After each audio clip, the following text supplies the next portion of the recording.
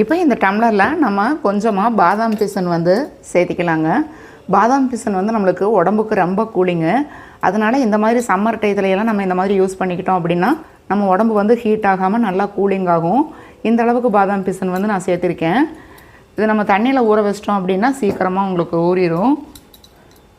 இதில் வந்து நாட்டு சக்கரை சேர்த்திக்கோங்க.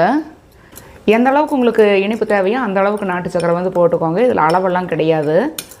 இப்போ இந்த அளவுக்கு நல்லா கலந்ததுக்கப்புறமா இதில் வந்து நம்ம கொஞ்சமாக பால் வந்து ஊற்றிக்கலாம்.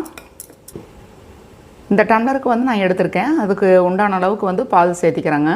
பால் சேர்த்துனதுக்கப்புறமா திரும்பவும் வந்து இதை நல்லா கலந்து விட்டுக்கலாம். வந்து ஐஸ் க்யூப்ஸ் போட்டு சாப்பிட்டுக்கலாம்.